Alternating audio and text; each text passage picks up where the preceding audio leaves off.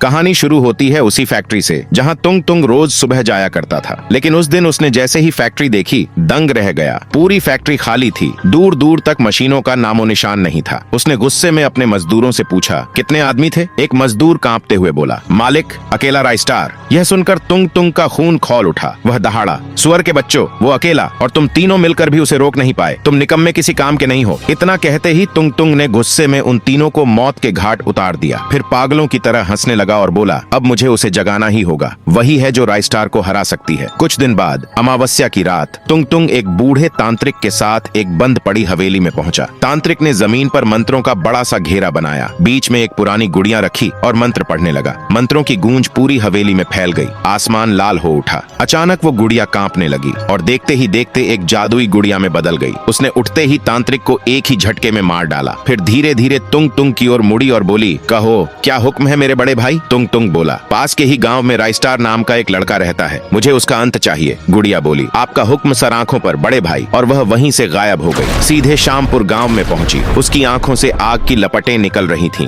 वह बोली, तेरी उलटी गिनती शुरू राइस्टार, और धमकी देकर वहां से गायब हो गई। अगले दिन शाम का समय गांव में मेला लगा था। राइस्टार अपने कमरे में सो रहा था। तभी वही गुड़िया वहां पहुंची और एक एक करके गांव वालों का कत्ल करने लगी। लोगों की चीख पुकार से राइस्टार की नींद खुल गई। वह दौड़ता हुआ बाहर आया, लेकिन तब तक बहुत देर हो चुकी थी। पूरे गांव में लाशें बिछी थीं। चारों ओर खून और तबाही का मंजर था। राइस्टार यह सब देखकर दंग रह गया। गुस्से में गरजा, किसने किया ये सब? किसकी इतनी मजाल? उसी वक्त एक आदमी खून से लथपथ उसके पास गिर पड़ा। उसने रोते रोते सारी घटना बताई। यह सुनकर राइस्टार का खून खौल उठा। वह गुड़िया को ढूंढने लगा, लेकिन कहीं न मिली। हताश और दुखी राइस्टार एक पेड़ के नीचे बैठ गया। आंखों से आंसू बहते हुए बोला, कैसा हीरो हूँ मैं, अपने ही लोगों का काम नहीं आ पाया। तभी गांव का एक आदमी दौड़ता हुआ उसके पास आया और बोला, राइस्टार, तुम जिले में रहने वाले राक्षस के पास क्यों नहीं जाते? वह सबकी मदद करता है, शायद तुम्हारी भी कर दे। राइस्टार तुरंत निकल पड़ा। जाते ही रोते रोते प्रार्थना करने लगा, हे महान आत्मा, मेरी मदद करो, हमारे गांव पर विपत्ति आ गई है। यह सुनते ही पानी में हलचल होने लगी और उसके सामने प्रकट हुआ वही डरावना मॉन्स्टर बोला, ये सब एक तंत्र विद्या का खेल है, इसे हराने का सिर्फ एक तरीका है। उसने कुछ मंत्र पढ़े और हवा में घूमती हुई एक जादुई ढोलक प्रकट हो गई। मॉन्स्टर बोला, इस ढोलक को गले में पहनकर पूरे गांव में घूमना, जहां भी वो गुड़िया होगी यह ढोलक उसे सामने ला देगी। राइस्टार ने ढोलक पहना और रात होते ही पूरे गांव में घूमने लगा। अचानक आसमान से बिजली कड़की और उसके सामने वही गुड़िया प्रकट हो गई। वह चिल्लाई, बंद कर दे ये ढोलक राइस्टार। लेकिन राइस्टार ने उसकी एक न सुनी। ढोलक लगातार बजती रही। गुड़िया तड़पने लगी, उसका शरीर धधकने लगा और धीरे धीरे वह आग की लपटों में जलने लगी। आखिरकार वह ढाकर वहीं खत्म हो गई। अब सवाल ये है, क्या टुंग टुंग अपनी बहन का बदला ले पाएगा? क्या राइस्टार अपने गांव को बचा पाएगा?